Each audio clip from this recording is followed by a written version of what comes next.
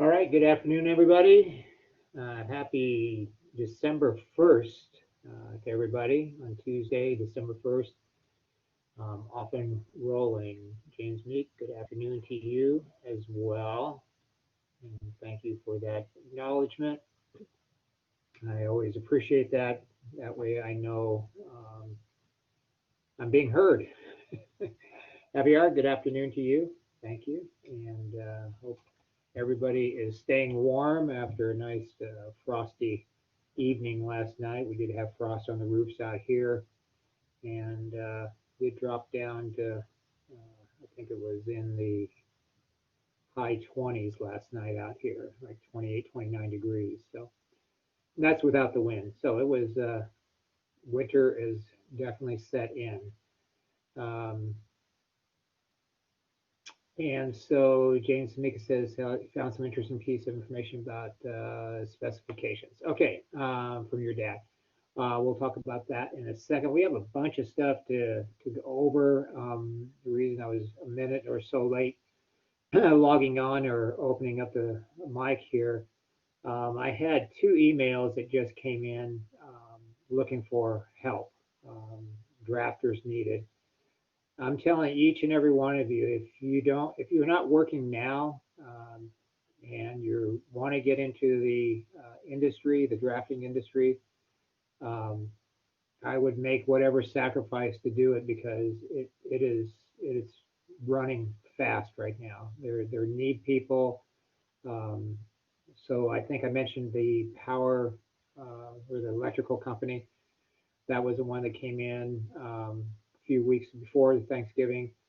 And then today, and I've had a couple of other inquiries. Another one was some contract work, but it looks like you need to have your own CAD software because they want to pay you, obviously, and it's just a short-term one project deal, but you would have to have your own CAD software. So if anybody has their own CAD software that wants to do some contract work, you wouldn't have to drive. I think they're up in I think like Richardson or something like that.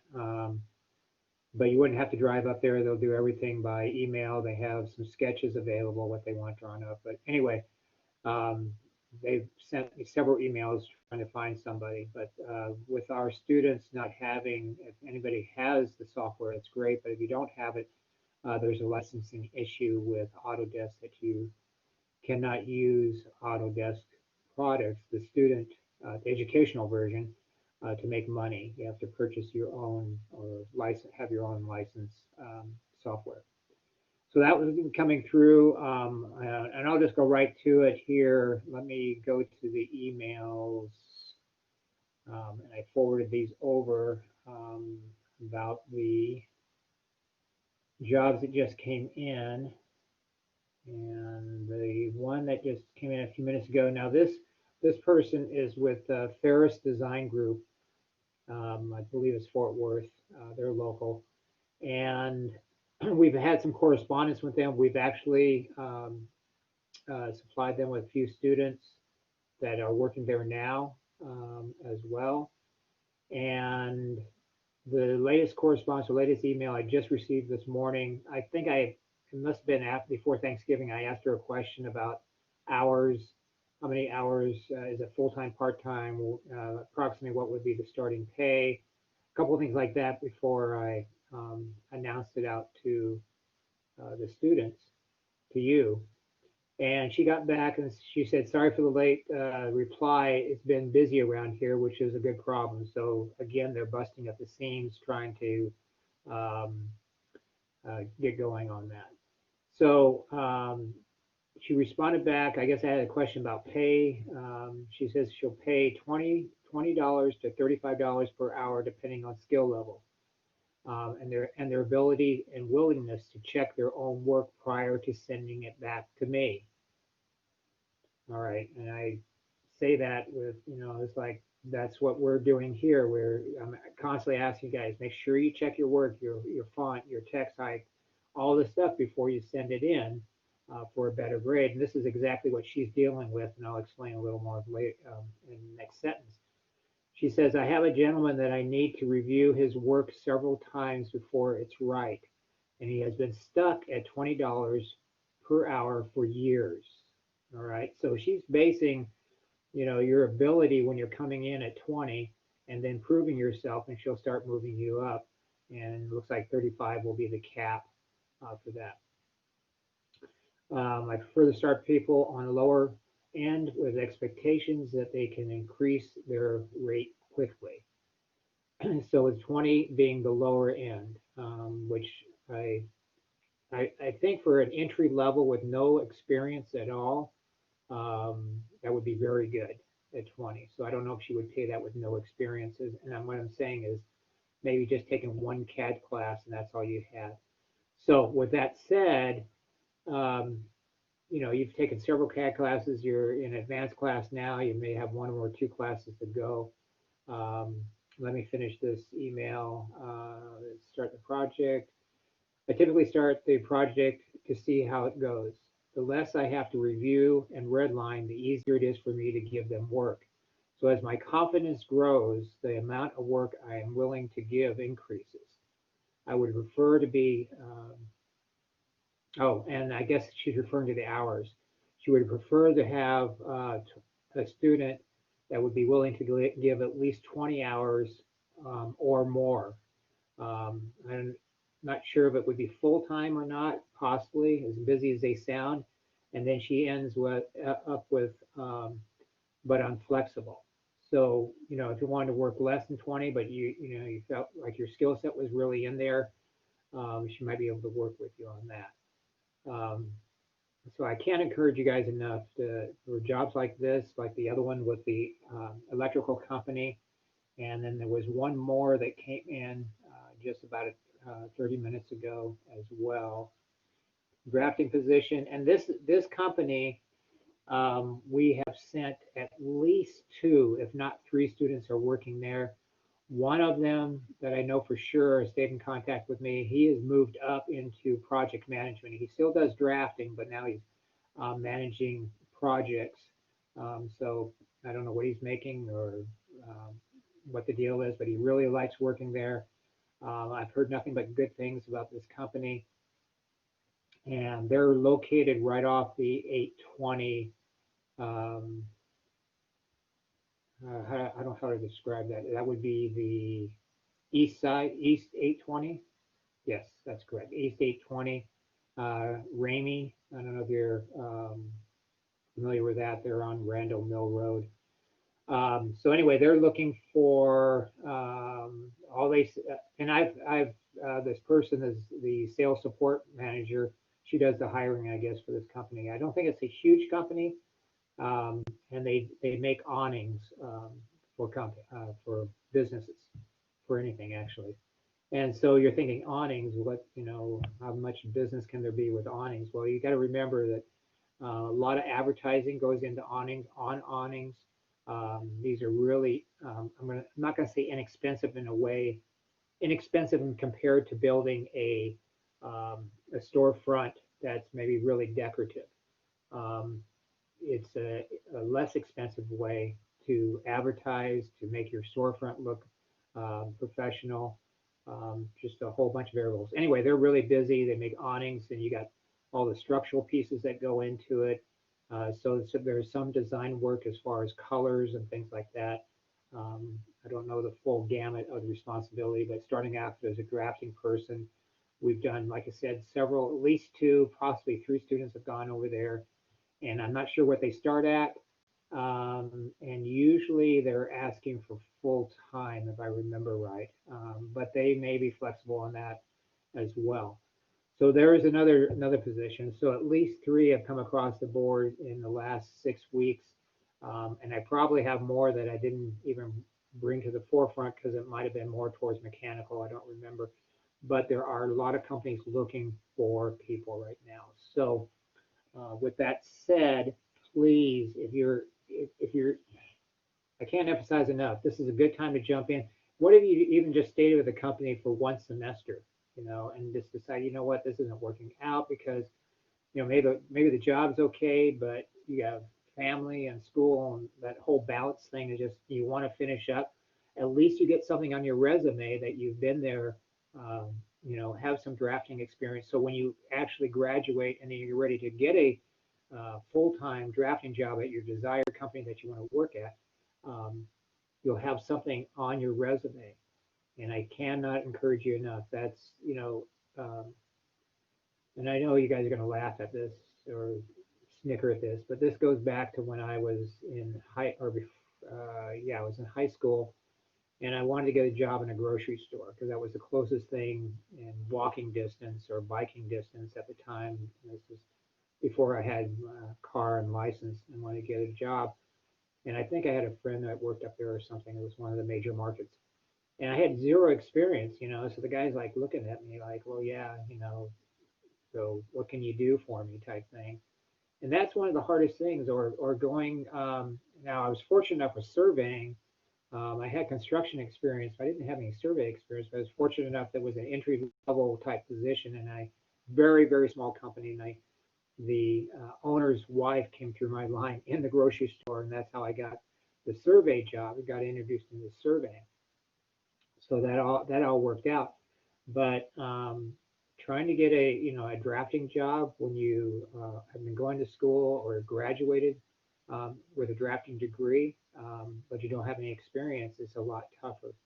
Now, I will say the flip side of that is probably a little bit easier now with the way industry is going, because they're just grabbing up drafters and need people to start working because there's so much work coming in now.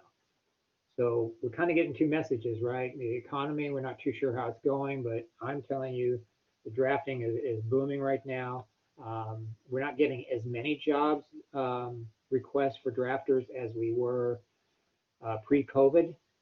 It slowed down a little bit, but we're still getting in more than we did, say, a year ago, or maybe a year and a half ago.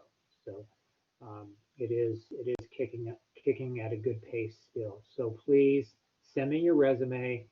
Um, Stretch the limit. Get out of your comfort zone. It's always comfortable to be in class, or somewhat comfortable to be in class, sitting at a desk and doing your thing, right?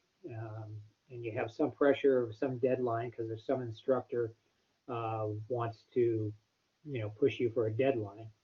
But it's always another thing when you get to a company. And I remember my first drafting job out here, my first drafting job in an office in a survey company. And I was pretty nervous, but I was blessed enough. I ran into the guy I worked with there at the company that I worked directly with, not the guy who hired me or the boss, but the guy I worked with was very knowledgeable, very smart, and very generous about sharing shortcut information and proprietary information that they had set up in the software. So I know it's hard. I know it's a leap, especially if you're going out of an industry such as if you worked in a grocery store or you worked retail. You're very comfortable going to work and going in there and doing your thing, right? Or getting another job at another retail place and doing your thing. You're comfortable with retail. And then going into a different working environment is always hard and difficult, but I cannot encourage you enough to push your comfort zone. For me, every time I've pushed a comfort zone, yeah, I've fallen down a few times, but in the end, it's been very beneficial and worked out really well for that. All right, so those were the jobs. I sent out a bunch of announcements that I'm going to go over in a second. And I'll come back to James Meek has put a few things up here. We'll come back to the specifications, James, that your dad told you about when we get into the lecture. And then you said CAD software is very expensive. Yes, it is, but they are going to more towards the leasing end instead of purchasing it now, where they have, I think you actually, I don't know if you do like a down payment and then monthly lease agreement or something. It's like renting the software because it's going all to the cloud. So that's the way they're controlling it now. There's less software that you actually purchase and download. So yes, it has been expensive, but this leasing thing might be an easier way for people just starting out. And then James is also saying for a green drafter, that is incredible, $20 high for entry. Yeah, And you were asking which company that was. That's called Ferris. Go back. I think it was Ferris Group. Let me just double check before I lie to you. Ferris Design Group. Yes, and they're in Azle. I just saw the address. They're in Azle.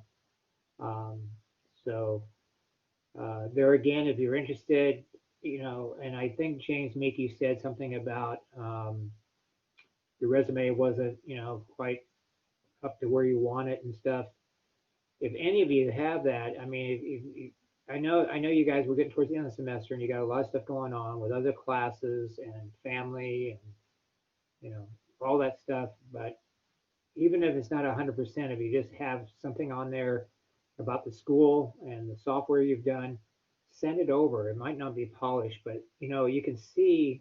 Hopefully, you can see the urgency that these companies are reaching out, trying to get drafters. And just because you go on the interview, get an interview, and go on the interview doesn't mean you're going to get the job. But that interview time is priceless. You can't interview enough for practicing interviewing, and you may end up landing the job, just depending how you sell yourself. So if you need any information or help on that, please let me know.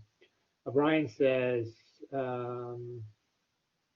is the financial workshop extra credit time sensitive? Yes, that is. Thanks for bringing that up, Brian. That's exactly where I was going next. Yes. So I don't know. Brian is one that saw the announcement I set out, and I'll get to this real quick, Brian. So yes, it is time sensitive. You have to log on at 1. For those of you who don't know what the heck we're talking about, if you switch over to your announcements in our class, let's see. So let me see if I can find it. Final exam, financial workshop. Okay, and I put in there in the header extra credit free financial workshop December 1st from 1 to 2 p.m. So if you want to attend that and take some screenshots or figure out how you can prove that you were there at the beginning and you were at the end and you listened to it, I'll give you 25 points extra credit sending in with packet, the next packet, sending in proof that you were there. That's 25 points. So usually I don't have extra credit in this class, but we gave out that one extra credit for 70, was it 75 points? I think it was 75 for that landscape career paper. And now 25 points for this. And if you have to cut out a class, you can always come back and listen to the lecture later. Or if you have 2 separate systems, you want to listen to the financial class, I strongly advise at some point in your life taking a financial workshop. There's so much to know about finances and your personal finances. This is not about business and how to set that up. This is about your personal finance. And it says, a tagline says, maximize your money. I've taught classes before at a church on finances. I'm not an expert, but I can help anybody that needs help get on a budget, write a budget, get on a budget, work the budget. We've been on budget for years, and we're constantly working it, massaging it, and figuring out, something changes, pay goes down a little bit, taxes go up some, so we have to adjust things. You have to be on a budget. You have to live below your means, all these things. But anyway, Brian, yes. So you guys want to cut out at 1. And James McGinn put the link in there if you guys want to copy and paste that in. It's also on announcements. And figure out, I put in there, figure out how you're going to prove that you were there. I'm not going to give a test or anything, but whether it's some screenshots or maybe some confirmation by email, need a couple things just to verify that you're there at the beginning, at the end. So you're welcome to take off to that at 1 o'clock or log on to that. So that is 25 points extra credit, and some of the other announcements I sent out. I started setting up the final exam, which we talked about yesterday. It will be opening on the 9th at 5 a.m. So if you complete your projects early, you can, in fact, here's the deal. If you complete one of them early or, before the due date, say you finished the front yard project and you want to send that in anytime from the 9th on, send it in a little earlier, that's fine. You can send them separately. Um, but you have to, and then make sure the next project in is, of course, by the 15th at 11:59 p.m. But you need to go in to complete that. You need to go in when on the 9th or after the 9th and forward, go into tests and hit submit on that. All right. So you'll be emailing in the DWG and PDF, two separate emails, one for the Rotunda email that has the DWG and one PDF of all the sheets, and the same for the front yard project, one PDF and one DWG, and going in on the final exam and clicking submit on those. But the emails will be separate from the submissions on Blackboard. All right.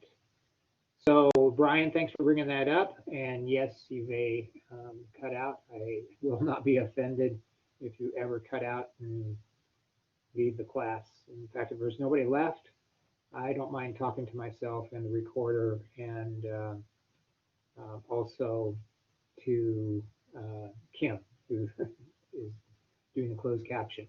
So I will just lecture on even if there's nobody here. So for the recording, so you can review it later. All right. So that was that announcement. Working on setting up the final exam.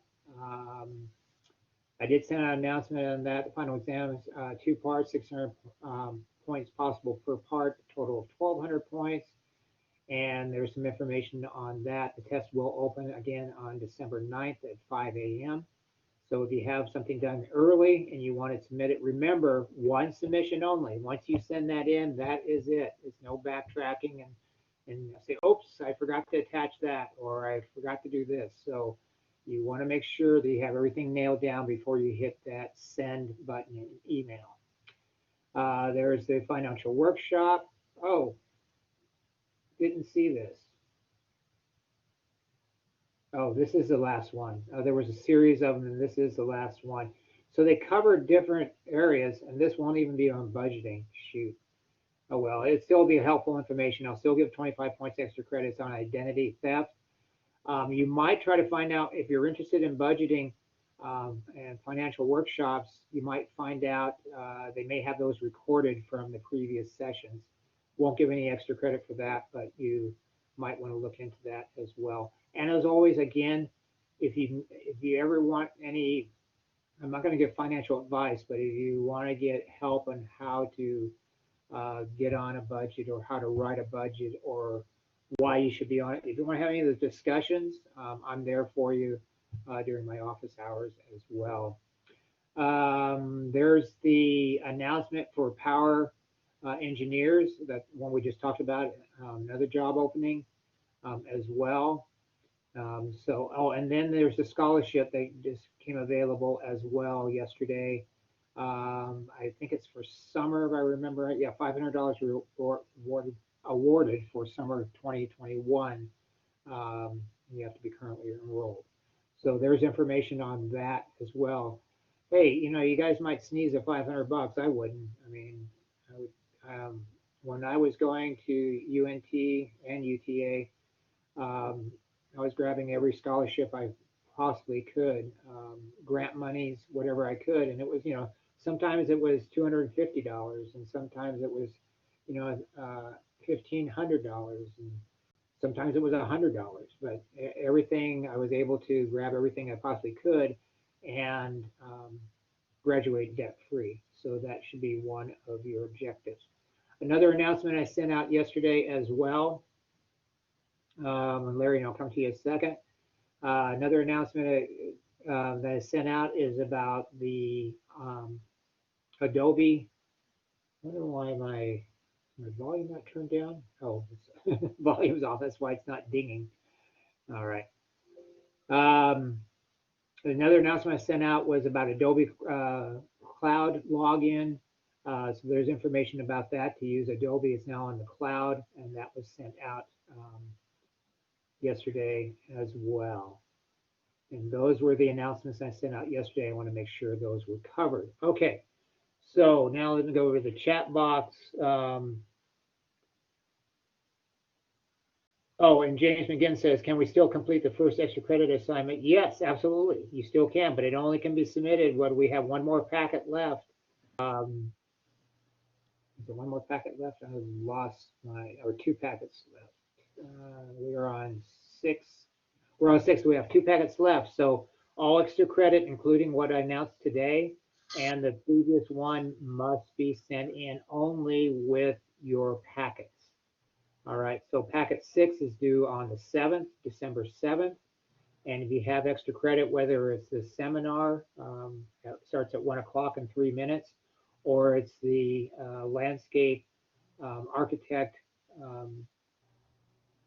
career research paper that we described earlier, that can be submitted on the 7th as well, or with packet 7, which would, I guess that would be the 14th.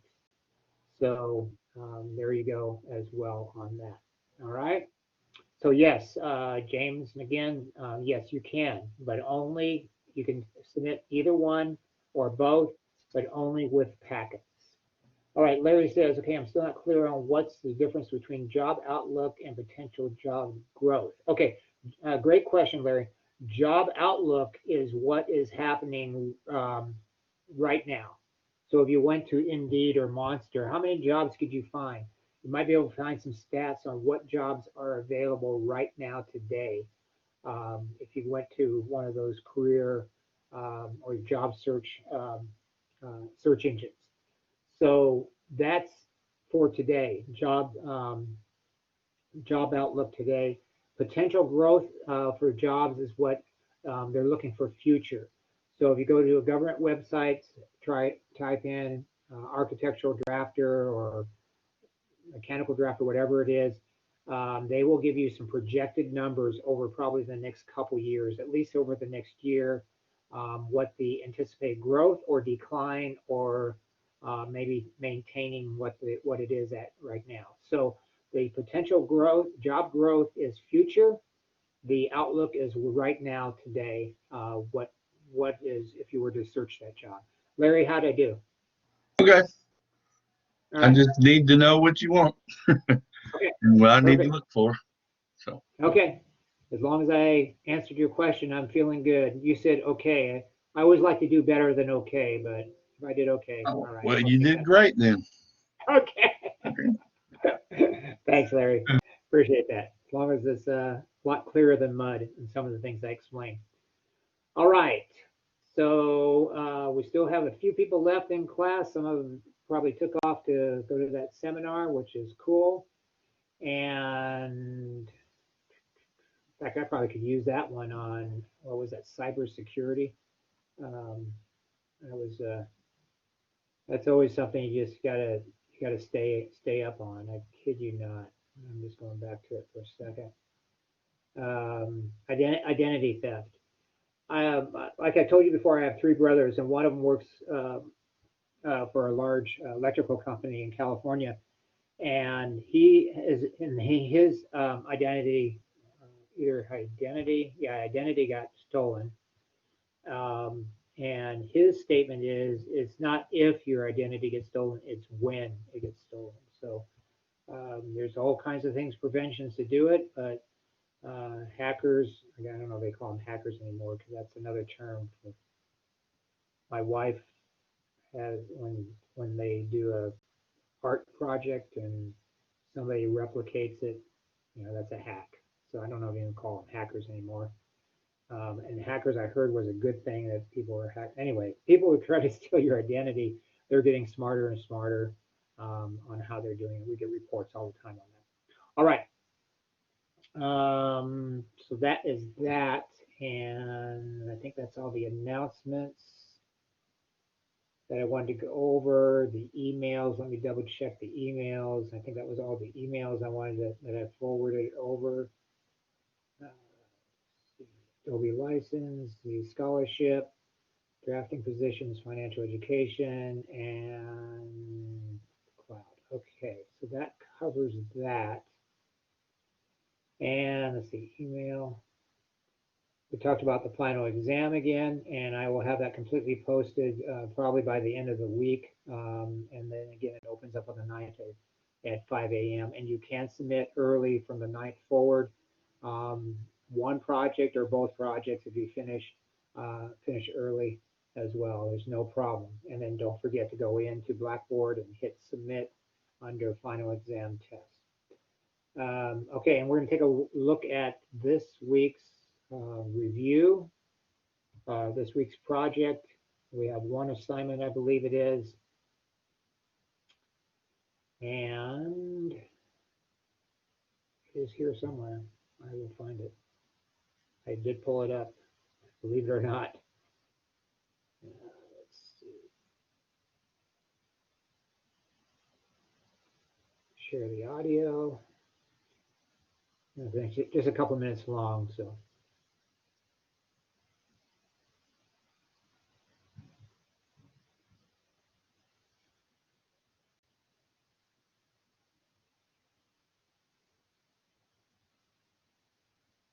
All right, this will be a review for what's ahead in packet number 6. Packet 6, we'll just take a quick review on that. Winding down the semester, we have week 6 and 7 remaining as far as working weeks. Week number 8 will be finals week, and we won't obviously have any assignments that week. That will just be a working week. So let's get on with week number 6. All right, so this will be available to you on Monday the 30th. In this assignment, we have a couple of PowerPoints already attached for project specifications and specification details that we will review that week, starting on 30th. And for assignment number 1, we'll have the 2-point perspective drawing in CAD for your front yard landscape project. This is fully landscaped, and of course the wow factor, include an index in the title block. This will be submitted on a D sheet. Again, email a DWG and a PDF of that. All right, and so the homework for that, and some more details, which I also sent out as an announcement this week, which today, on the 18th of November, that was sent out with this information as well.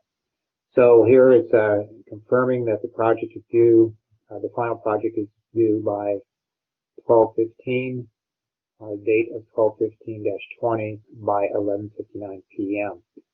Final project is for the rotunda. Again, that will be with 1 DWG and 1 PDF for all 6 sheets. And here are the 6 sheets listed. I've given some more information on each sheet. Obviously, I cannot put every single detail in here. So I need you to look at these sheets as a working drawing. What information, if you were in the field or somebody was in the field that would need, what information would they need to be able to complete this project? So sheet 1, the cover sheet, the 2-point perspective, an index in the D sheet title block. And this is, again, the wow factors for landscape. This is for the rotunda. Site plan, vicinity map. I'm not going to read through all this. You can read through this, but there are some additional details in here. So what I want you to do is read through each one of these each sheet and the information that's corresponding to it, and then compile any questions that you may have to be able to wrap up this project for each sheet. There will be no assignment for that week for assignment Lab 2 or Lab 3 or Lab 4. So we're getting down towards the end. I want to give you plenty of time to work on the final project and complete the front yard project as well. All right, that should do it. As always, write down any questions after viewing this, and then we can discuss that on week number 6. All right, that's it for now. Talk to y'all later.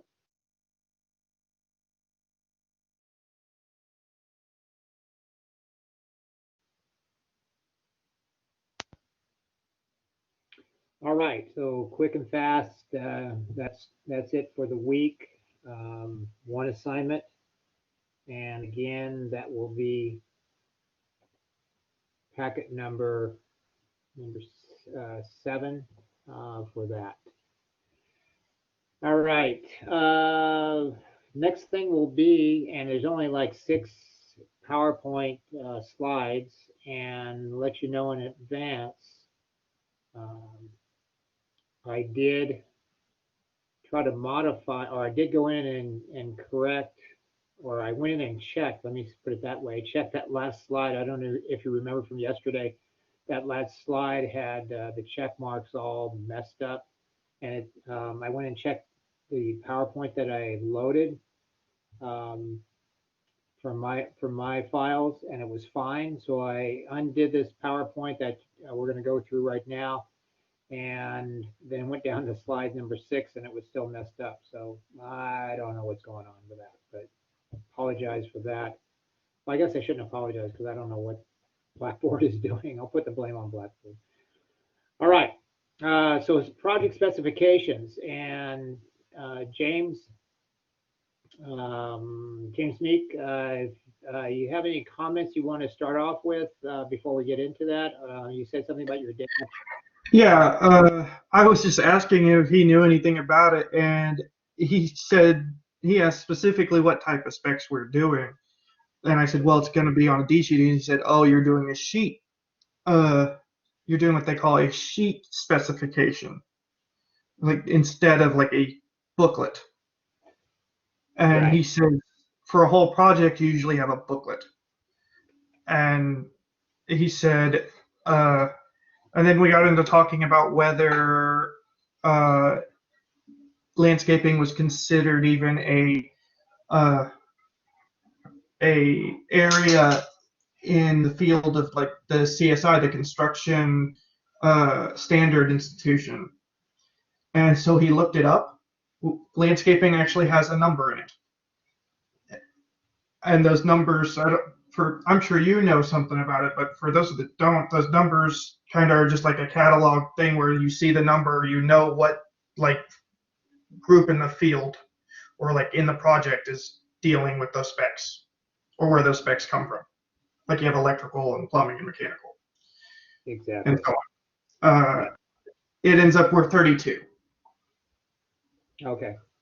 Didn't know that part, but I knew we were assigned, or every field industry is assigned a number because those specs. And James, thank you for that kind of a lead in on that. I appreciate that. We're kind of going down the same road, but you gave some really great additional information that I wasn't going to even speak on. But the specifications that we're going to be addressing are just specific directions for in reference to the detail sheet, or they could be on other sheets that make. And typically, the specifications we're working on is something that a drawing will not clearly define. So then the written text will be put over in the title block as a note, specification as a note. And you're absolutely right, James, that most specifications projects are entire book, if not more, on specifications. So let's say, for example, how to plant that red oak. Well, the detail sheet will show the depth, the width of the hole, what goes into the hole, the staking diagram, any kind of drainage or any kind of watering system, those kind of specs. But let's say it doesn't call out a specific base. Say maybe it's supposed to be a sand gravel mix. So what specifically is that mix? What type of sand is it specifically? And maybe even what manufacturer. They'll even get down to a specific manufacturer for material. Those specifications that you referred to, James, that your dad referred to, those are standards that within every industry, they're going to have a standard. So let's take a park bench.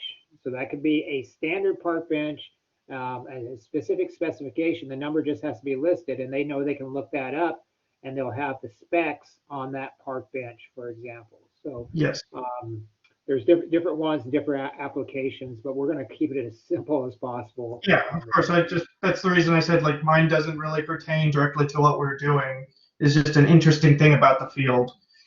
Yeah, yeah, and it applies to every field too. So if you don't go into landscaping, you go into high-rise construction. If you go to underground um, pipe welding, their specs are all over the place.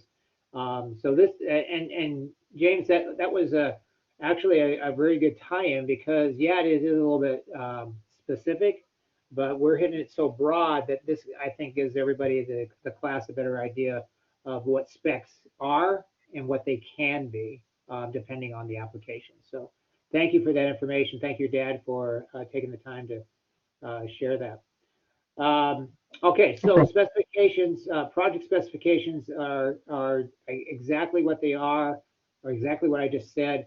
They're specific directions on, it can be a material or how to do something that cannot be called out with a diagram or a plan drawing, whether it's a detailed drawing or a landscape plan or a construction plan.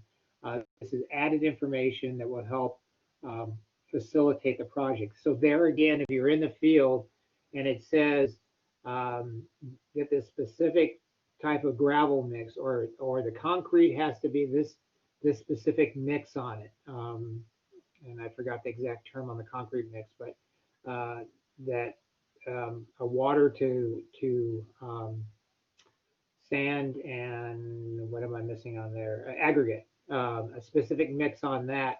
Um, Maybe that would be in notes as well. So that those notes can be relayed to for that concrete can be relayed to the concrete company. So they bring out the correct mix on the concrete. In large jobs, commercial jobs, they're taking what they call core samples of the concrete, and they'll take it in a couple stages. One, they'll take it pre-pour, um, right after it's poured, and they'll actually take it. I think it's like 3 or 4 days into the drying process. They'll actually take a core sample somewhere on that to make sure that everything is um, chemically coming together right and the right specifications were met on the job site. So that's just an example with concrete. But that's what we're looking at are specific directions to facilitate a job.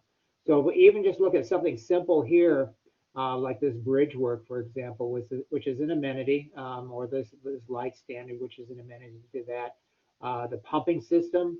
If you look real close on this right down in here, there's actually some looks like there might be some tile work or some specific type of concrete work on this man-made stream here. So with that said, we have a lot going on here. We have the brickwork, we have the spillways that have to be defined, and these are not, typical put down some lumber and pour type things. So the bricks will be poured out or called out, excuse me, types of bricks, the type of wood that has to be able to withstand moisture over a long period of time. They can't, whether they're pressure treated or some specific type of wood that can handle this kind of moisture. How are those boards actually anchored into that um, brickwork there? So how is this light standard? How is that anchored? How is the electrical run to it? Where is the conduit? What direction is the conduit coming from? What is the voltage on that? Is it connective as far as it has additional light standards, or is this a standalone? What size bulb? What are the requirements for a public walkway for the voltage or the candle power? There's another word for it, but the candle power that it has to put out for a public walkway that's adjacent to water. So now we have another variable. Electrical near water. What are the requirements there? What's the grounding requirements? Luminous, right. Thanks, James. Yeah, that was what I was looking for. That's how they measure it. Instead of candle power, luminous is the term they use now. And I should know that because I buy the outdoor lighting all the time. And that's the way they rate it. 20 watt, and this gives it this many luminous things. I forgot what the term is. Luminous output. Anyway, it's related to candle power. So we have a lot of specs just looking at this foot candle. Oh, is that Kevin's? That's another one. Okay. because it's measured by candles, by a foot candle. Okay, so is that I guess that's the distance from the candle on how much light is emitted from one candle, and that's how it's translated into luminous. We're going way down a specification here, and that's okay, guys. I appreciate that information because this steel trap mind of here is kind of rusty, and I don't remember all the terminology when I should. Candle light per foot. There we go. Thanks, Kevin. Yeah. So that was a conversion that was, and I don't know how many years ago that converted over to luminous. It might be some time ago, but back in the early days, that's how they measured the lighting. Was by a candlelight, and then, as Kevin says, candlelight per foot. So for every foot, how much light is emitted at a certain distance. And I don't know the calculations on that. I was heavily into photography in my early years in college. And so with light meters and all that, we had to deal with that, some calculations, and this was with black and white film we were shooting at the time, film, and it wasn't digital, so that dates it a little bit. I didn't have the little drop cloth that you put over the head to shoot the flash photography with the gunpowder. It wasn't that far back, but anyway, it was film photography, not digital. But anyway, man, we can go down around a road. So with that said, just looking at this very first one, there's a lot of specs that could go in that. We haven't even talked about the plants and the planting that goes on in that. So the sidewalk, there's another one on that. So there is a lot of things to be addressed in a simple landscape plan. I apologize, my phone just went off. Let me silence that. All right, so project specs serves as a reference for specifying, installing, and maintaining. So we didn't, on the first slide, we didn't even talk about maintenance. Specific specifications on maintenance that a drawing wouldn't have. So that, going back to that first slide, how is that going to be maintained? By who is it going to be maintained? Is the contractor going to be, is there going to be a contract? Is it going to be yearly replenishment of plants, the annuals, perennials? Is it going to be a weekly maintenance? Is there going to be a daily walkthrough for maintenance on that? So there's a lot of variables, and we just talk about maintaining, which we didn't address.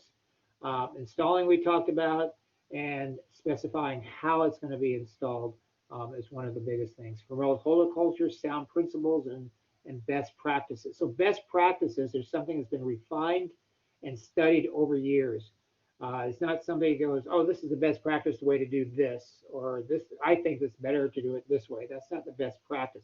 It's something that's been studied, refined, and looked at, and they become standards, actually national standards that sometimes the cities will have you adhere to certain standards, and especially when you have building inspectors, they'll be looking at standards that apply from city to city to city or county to county, depending on where the job's at.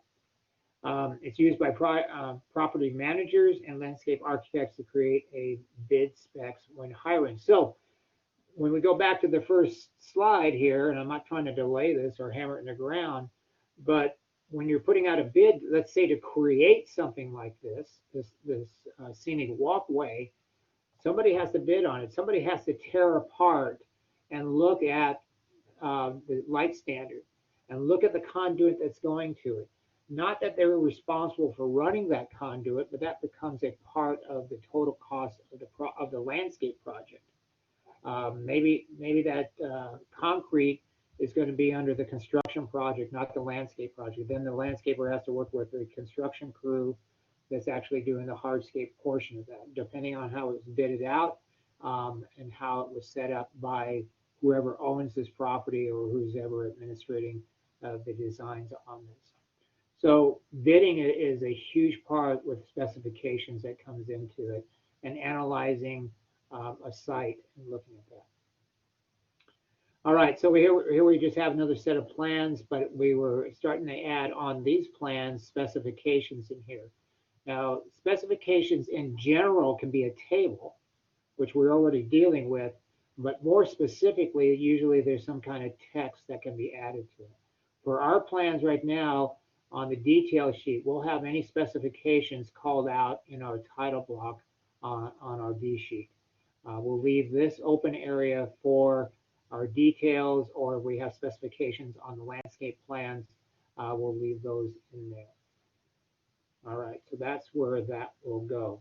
Here we have a planting detail, and we have maybe a few notes in here, but again, we need to have specifications in our title block off the side on our detail sheet, specifying exactly what materials may be going into there, any kind of drainage that needs to be provided for a certain type of specimen tree, any kind of watering system, and there can be stages of watering system, and the first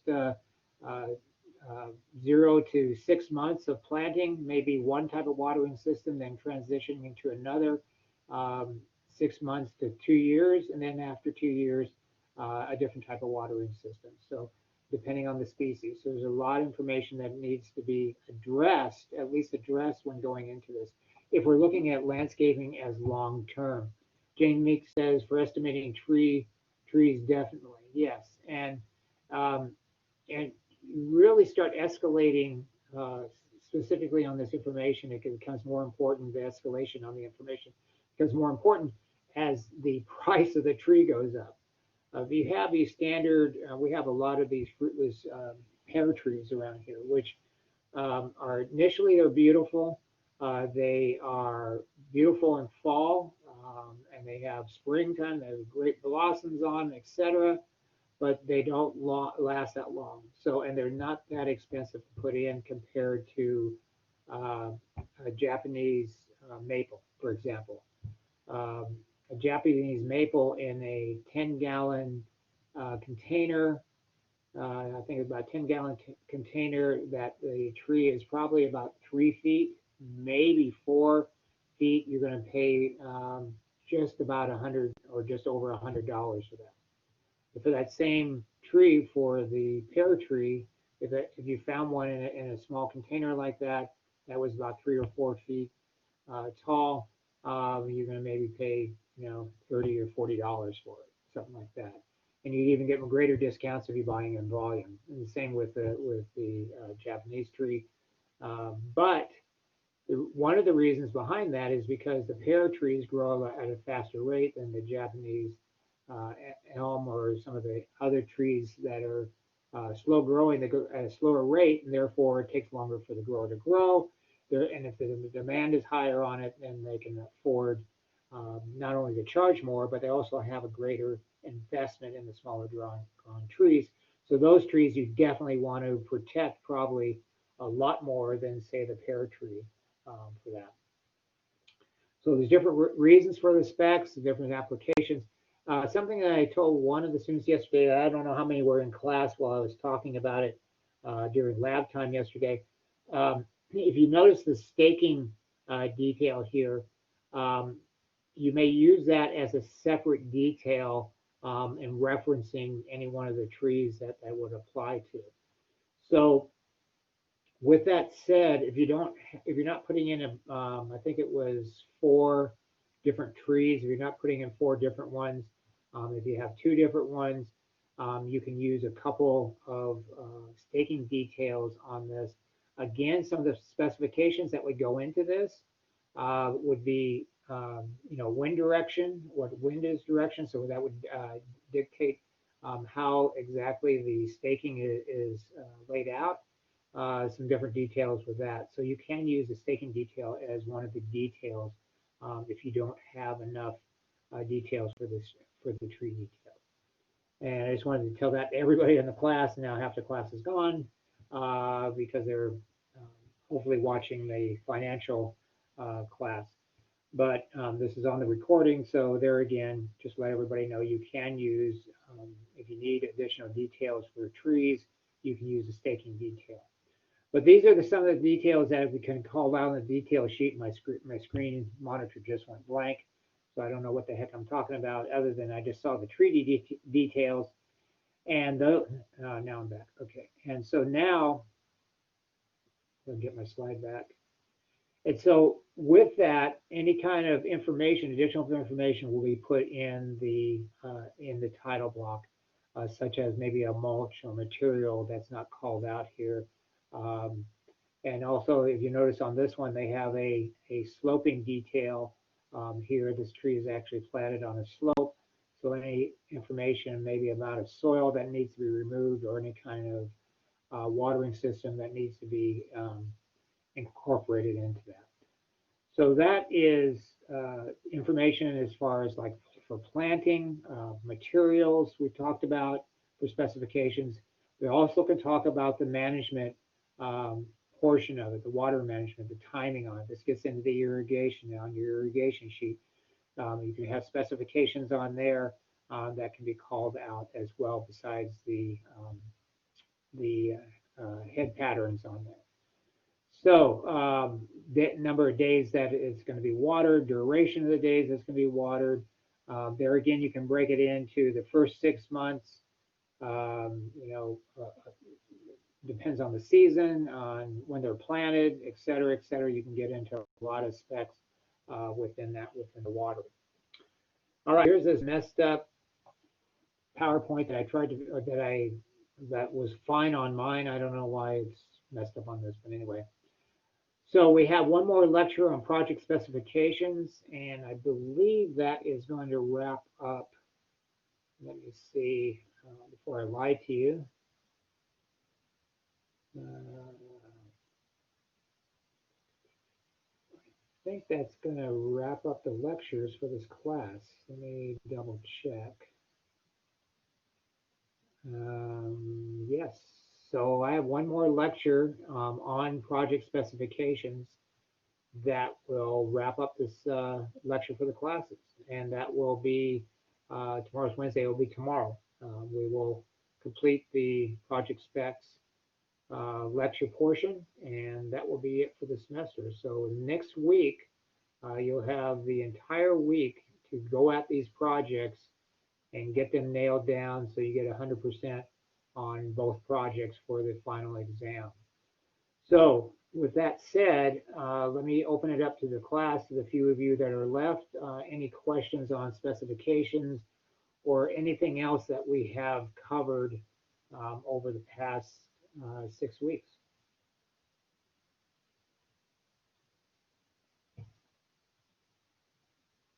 Nothing.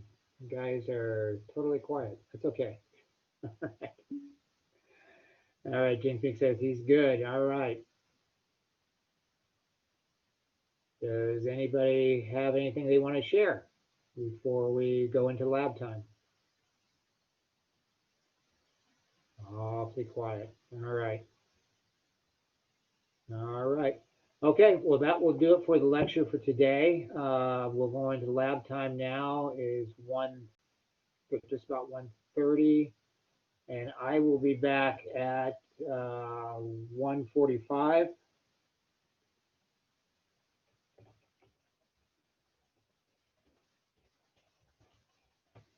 And then I will be here until 3:15 for lab time. So go at it. Ask me any questions. Again, don't forget, I can't review either of the projects as far as looking at the sheets, but I will answer any questions because this is your final exam that you're working on now. So hopefully I'll give you plenty of time to ace not only the final exams, the part 1 and part 2, but also get a great grade in this class, which a lot of you are heading towards already. So good job. I'll see you back here at 1:45, and we'll go into lab time.